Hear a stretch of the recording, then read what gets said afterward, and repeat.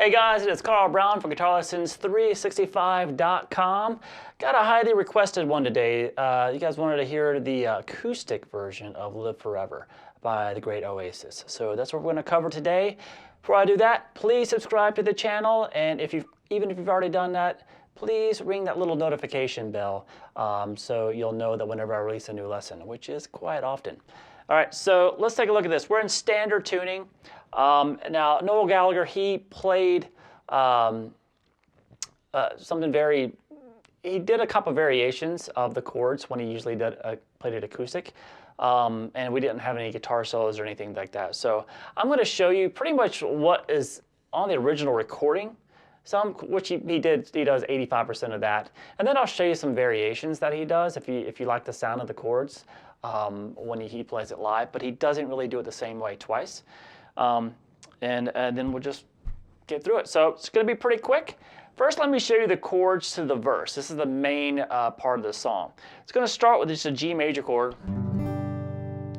Now, if it's a chord that's not a very common chord, or if it's just a slight alteration of a common chord, I will break it down for you. But if you should know these chords. If you don't, please go to just GuitarLessons365.com. Even in the free lessons section, you'll see all these chords laid out for you. Just check out the beginner section. All right, so we have a G major chord, followed by a D major chord. So we're going to do a little bit of work on this D major in a second. And then it goes to an A minor 7. So I'll show you if you guys don't know what an A minor 7 is. Now, it's just a basic A minor chord. So if you can just grab that real quick. All right, so with just the first finger on the first fret on the B, second on the G, second on the D. And this lift up your ring finger. So now you have the open G string. So it's a subtle difference, but it sounds really nice. It's kind of a softer sounding chord. So we have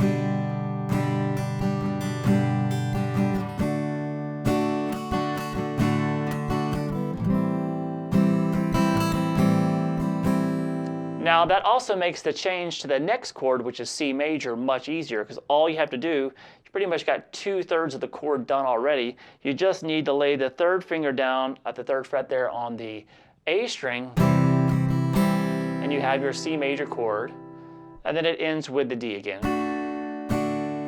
So all together,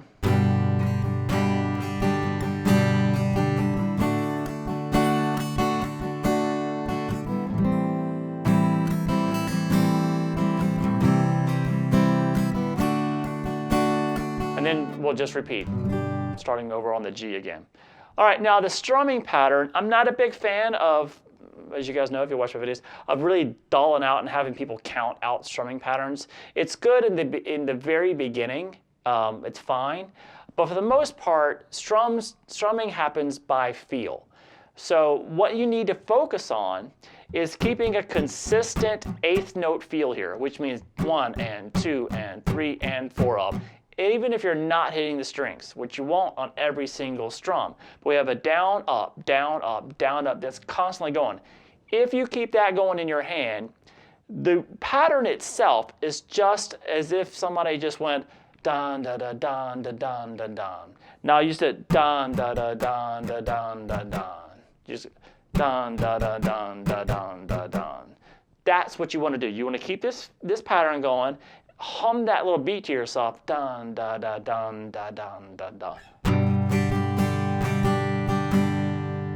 And then you can just play it on the chord.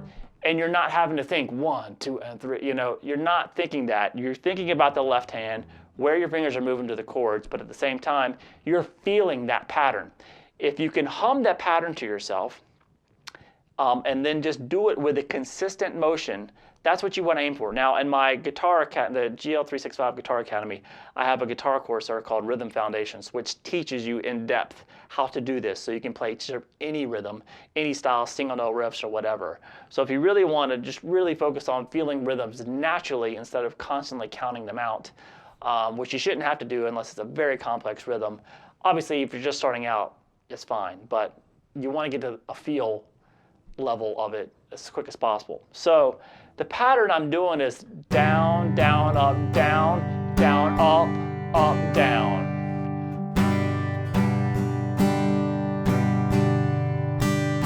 See, I'm missing the string sometimes, but I'm keeping that momentum going.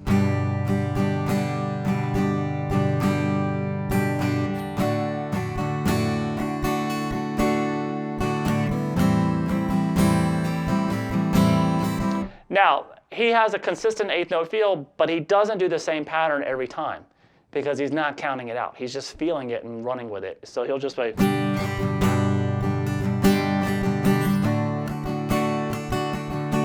Now, when we get to that D chord, when I said there's a little bit of variations, sometimes he'll add that G note on top. So just moving from the 2nd fret to the 3rd fret on the high E string, just by placing your pinky down on that 3rd fret, and then back down. Back to that A minor 7.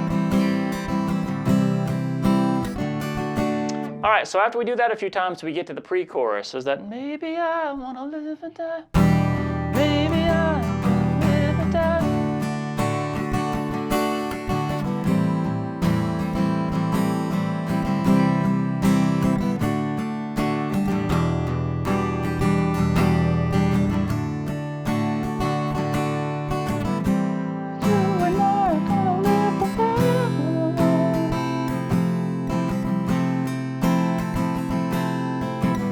We're back to the verse. So that chord right there is similar to that G major. We start with an E minor 7 chord. So he loved playing chord voicings like this, so I'm sure he still does. So we have the G major chord, keep these 2 fingers on top, but now play an E minor chord underneath it. So it's an open low E, 2nd fret on the A and the D, with the open G. Then to a regular D. So it's the same chords really. It's just instead of a G that we started with, we just started with an E minor 7 chord.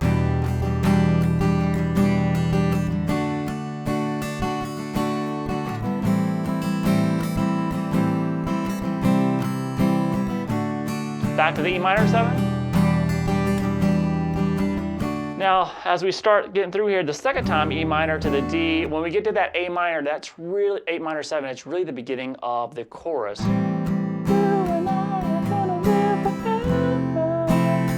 So that goes from that A minor 7, and it goes to an F major 7. Now, how he does it is he plays the 3rd fret on the A string. You leave your, basically, you leave your index finger where it's at the 1st fret of the B string. Then you have the ring finger play the 3rd fret of the A, the 3rd fret of the D with your pinky, and then the 2nd fret of the G with your middle finger. And then you have the high E string ring with that. Now if you're brave, you can add the root to that, but I don't think he actually does that. He just plays like, so they're just 5 strings, mute the low E. And then we go back to the verse pretty quickly after that. Now, I talked about variations. Now, when he's doing the acoustic version, especially when it gets to the part where the main solo is at in the regular song and he just continues playing chords, he'll play that E major, E minor 7, but sometimes he'll leave the note off the top, the high E string. Or he'll hold that E minor 7, and then when he goes to the D, he just plays the 2nd fret there on the G. He keeps that note up top. And then when he goes to the A minor, he'll even have just move this index finger over to the 2nd fret of the D, have the open A, 2nd fret of the D, open G, and these still these top 2 notes. And then just lay that C down, that 3rd fret there of the A, and then back to the D. So I've seen him do that a couple times live, but most of the time he just kind of plays the chords like we did before. But you can play it like this if you might like the sound of it.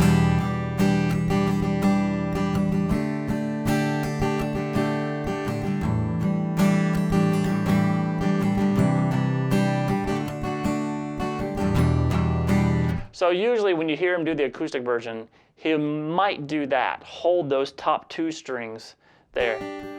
Throughout all but the last D chord, just where the solo would have happened. All right, but you can put it in other sections if you like too. It works pretty well. Now the outro section comes right out of the chorus chord, that F major 7 chord. So we came from the A minor 7 to the there, and then when it starts repeating, gonna live forever, it just goes straight from this F major. It goes back to a straight A minor chord, not the A minor 7. Back to the F major 7.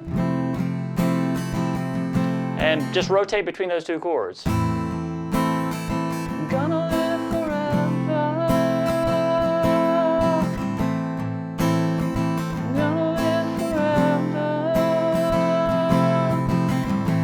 It's gonna do that for about an hour. All right, but it's a great song. It's got really great melodies, and it's one of those songs that just works on big distorted tone, nice acoustic, doesn't matter. Even with bad singers like me, it works. All right, so I hope you enjoyed it. I'll see you again soon for GuitarLessons365.com.